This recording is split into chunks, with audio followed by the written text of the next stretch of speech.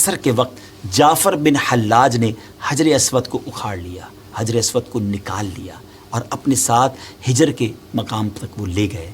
हजर असवद की जगह खाली रह गई। जी हाँ, हजर असवद की जगह एम्प्टी हो गई। करामिता के सरदार अबू ताहिर सुलेमान बिन अल हसन ने हरम मुक़द्दस यानी काबा मुकर्रमा पर हमला कर दिया और इस कदर कत्लेआम किया। जी हाँ, इतना कत्लेआम मक्का मुकर्रमा में हुआ कि जमजम का जो कुआं है, वेल ऑफ जमजम, वो हाजियों की लाशों से भर गया।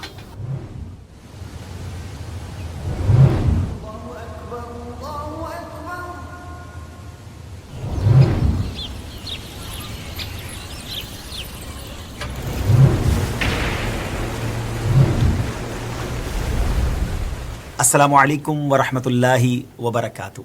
नाज़रीन, एक और नया एपिसोड, एक और नया प्रोग्राम, वेब सीरीज़ लेकर आपको मालूम है कि हम चल रहे हैं। और पिछले प्रोग्राम में हमने क़यामत की निशानियों में से एक निशानी टिड्डी पर बात की थी और हमने ये समझा था कि क़यामत जब तक नहीं आएगी जब तक दुनिया से टिड्डी जो है वो ख़त्म ना होगी, यानी मखलूक़ात एक एक करके उठा ली जाएंगी और सबसे पहले ये सिलसिला शुरू होगा टिड्डी के ख़त्म होने से। बड़ी इंटरेस्टिंग वो एपिसोड थी और उसका अच्छा फ़ीडबैक भी हमें मिला और आपने कुछ कमेंट्स भी किए हैं, क्वेश्चंस भी किए हैं। इंशाअल्लाह आज के इस एपिसोड के एंड पर आपके उन कमेंट्स को इंशाअल्लाह हम पढ़ेंगे भी और उसका जवाब भी देंगे।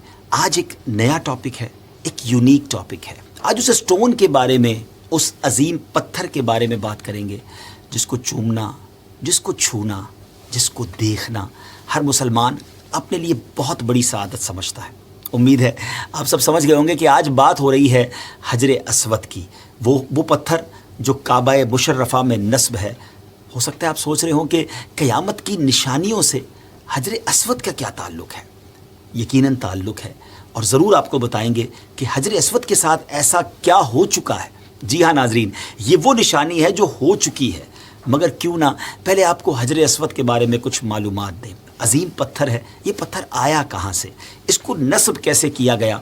और नबी पाक अलैहिस्सलातु वस्सलाम का एक ऐसा तारीख़ी वाक़या भी आपको सुनाना है कि जब कबाइल अरब इसी पत्थर को लेकर एक दूसरे के खून के प्यासे हो गए थे, करीब था कि खून की नदियाँ बह उठतीं, नबी पाक अलैहिस्सलातु वस्सलाम ने एक ऐसा डिसीशन किया, एक ऐसा फरासत वाला, हिकमत वाला, ब्यूटीफुल डिसीशन लिया कि वो लड़ाई रुक गई और हजर असवद काबे की दीवार में किस शान के साथ लगा, वो वाक़या भी आपको सुनाएंगे। और साथ साथ जो हमारा मेन टॉपिक है कि हजर असवद क़यामत की निशानियों में से एक निशानी हजर असवद से मुताल्लिक़ क्या है, वो भी आपको बताएंगे। नाज़रीन, हजर असवद अरबी ज़बान के दो अल्फाज का कॉम्बिनेशन है। दो अल्फाज मिलकर ये लफ्ज़ बना है। हजर अरबी में पत्थर को कहते हैं और असवद ये ब्लैक, सियाह कलर को कहते हैं और ये रंग के लिए नॉर्मली काले रंग के लिए बोला जाता है।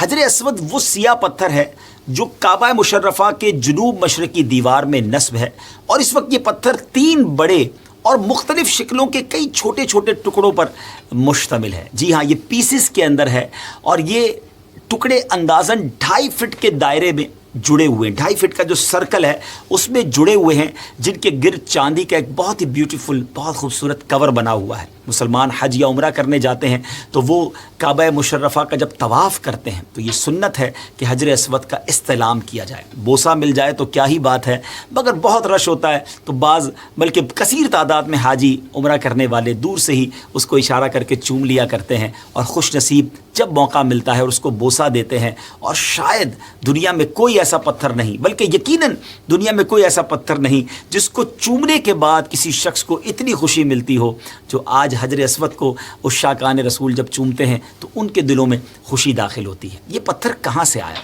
इस पत्थर को हज़रत आदम अलैहिस्सलातु वस्सलाम जन्नत से साथ लाए थे और बैतुल्लाह शरीफ की तामीर के वक्त एक गोशे में, एक साइड पर उसे फिक्स फरमाया था, नस्ब फरमाया था।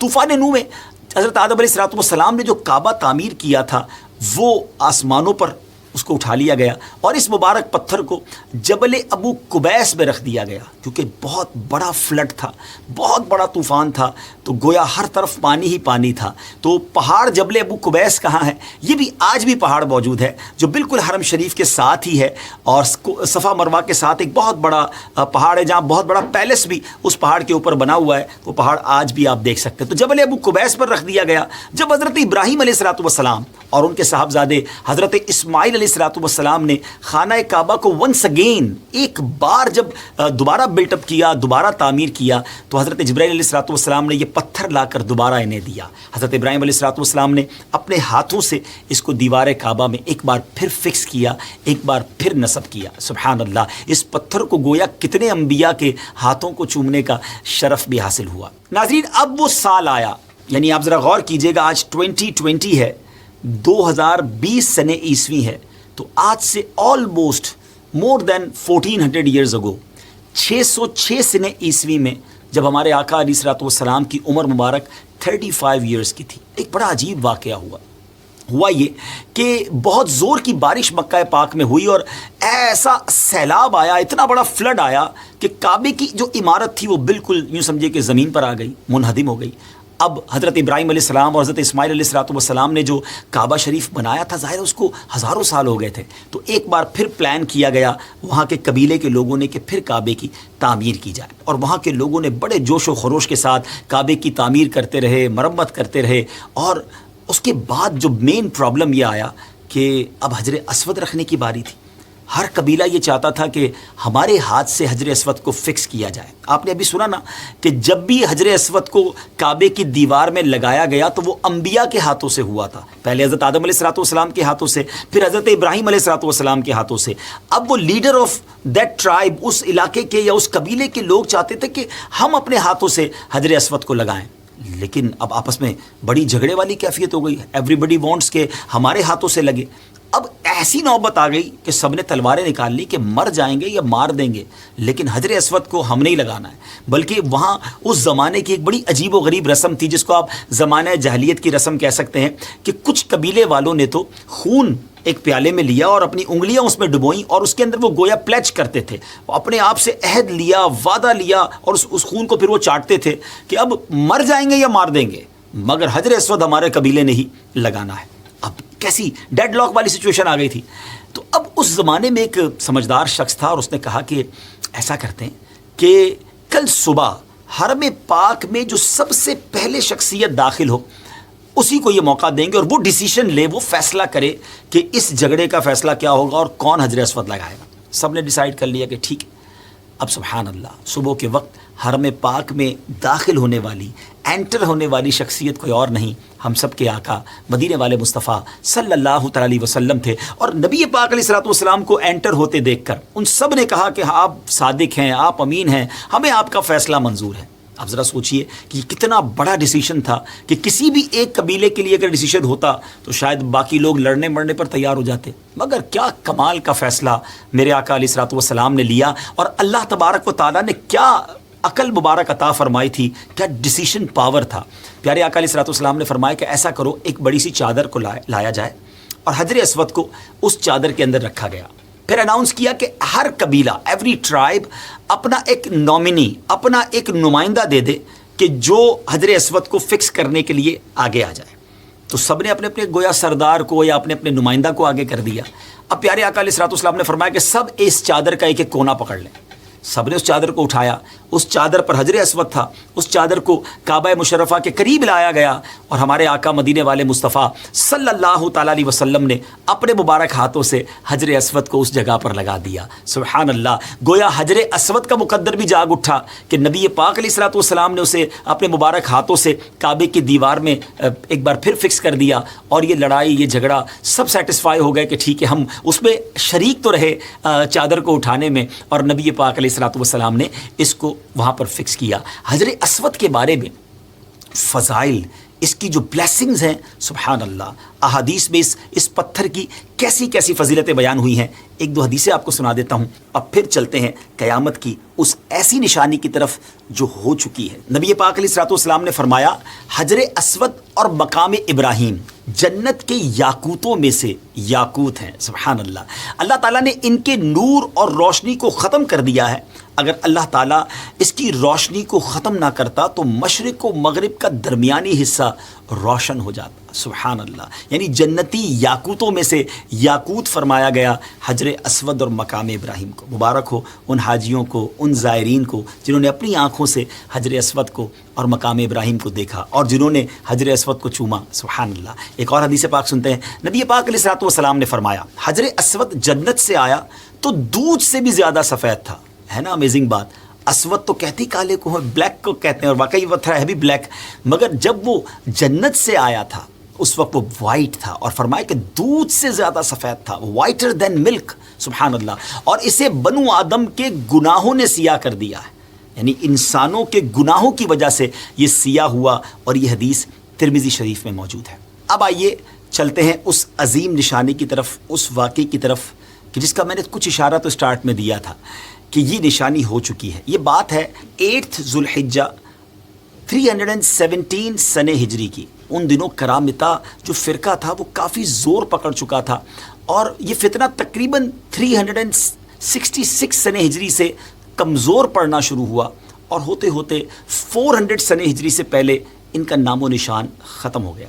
ان کی تعلیمات اور ان کی عقائد، جو ان کے بلیفز تھے، وہ بہت خراب تھے اور شریعت اسلامیہ سے بالکل ٹکراتے تھے. وہ اگینسٹ اسلامک رولنگز چلتا تھا، اور وہ ایسا کام ہو رہا تھا. ایسی تعلیم کا نتیجہ وہی ہوا کہ جو ہونا چاہیے. اب ہوا کیا کہ ہر قسم کی برائیوں، گناہوں میں وہ قوم مبتلا ہو گئی، اور ان کی بدترین تعلیمات کی ایک جھلک، ایک ہائی لائٹ یہ تھی کہ ان کو سکھایا جاتا تھا کہ تمہارے مخالفین کا، جو تم سے اگینسٹ ہیں، ان کا خون تمہارے لیے حلال ہے.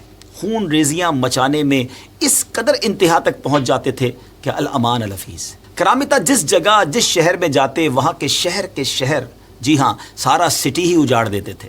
بڑھتے بڑھتے جب مقتدر باللہ کے زمانے میں یہ لوگ مکہ مکرمہ تک پہنچنے میں قابل ہوئے تو کرامتا کے سردار ابو طاہر سلیمان بن الحسن نے حرم مقدس یعنی کعبہ مکرمہ پر حملہ کر دیا، اور اس قدر قتل عام کیا. جی ہاں، اتنا قتل عام مکہ مکرمہ میں ہوا کہ زمزم کا جو کنواں ہے، ویل آف زمزم، وہ حاجیوں کی لاشوں سے بھر گیا.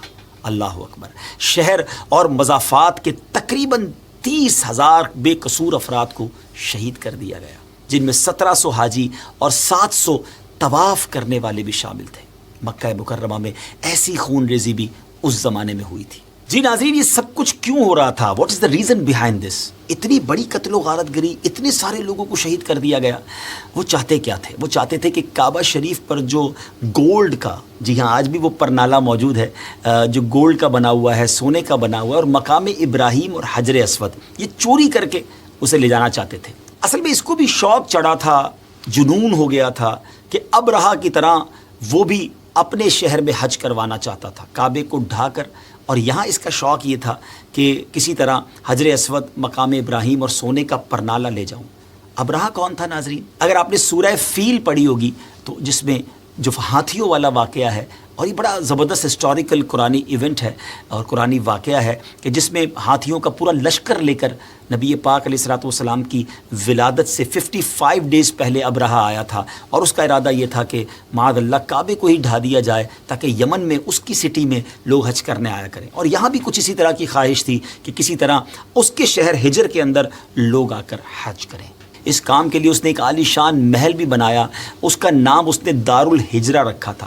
اور اس لیے ابو طاہر نے کعبہ شریف کا دروازہ اکھاڑ پھینکا، غلاف کعبہ کے معاذ اللہ ٹکڑے کر کے اپنے سپاہیوں میں بانٹ دیے، اور واپس جاتے وقت یہ اعلان کر دیا کہ آئندہ سے حج جو ہے وہ اس کے شہر میں ہوا کرے گا. جی ناظرین، ایسا وقت بھی آیا ہے. حملے کے وقت 2 آدمی پرنالے کو اکھاڑنے کے لیے جب کعبہ شریف پر چڑھے، مگر اسی وقت سر کے بل زمین پر گر کر دنیا سے چلے گئے، جہنم واصل ہو گئے. مقام ابراہیم تو محفوظ رہا کیونکہ اس زمانے کے جو خادمین حرم تھے اسے پہاڑ کی گھاٹی میں اسے جا کر چھپا دیا تھا. مگر 14 ذو الحجہ 14 ذو الحجہ ایئر 317 ہجری عصر کے وقت جعفر بن حلاج نے حجر اسود کو اکھاڑ لیا، حجر اسود کو نکال لیا، اور اپنے ساتھ ہجر کے مقام تک وہ لے گئے. حجر اسود کی جگہ خالی رہ گئی. جی ہاں، حجر اسود کی جگہ ایمپٹی ہو گئی. حجر اسود انہی کے پاس رہا.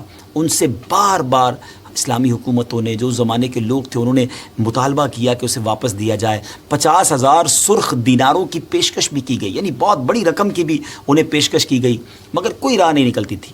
پھر فاطمیوں کی مداخلت کرنے سے یہ واپسی کا مطالبہ زور پکڑ گیا، اور عبداللہ المہدی نے بھی ابو طاہر کو پیغام بھیجا کہ اگر حجر اسود واپس نہ کرو گے تو پھر جنگ کے لیے تیار ہو جاؤ. تو کرامتیوں نے یہ عذر پیش کیا کہ وہ دوسرے پتھروں میں مل گیا ہے، اب اسے الگ کرنا ممکن نہیں، ہمارے پاس حجر اسود کی کوئی نشانی نہیں ہے. اگر تم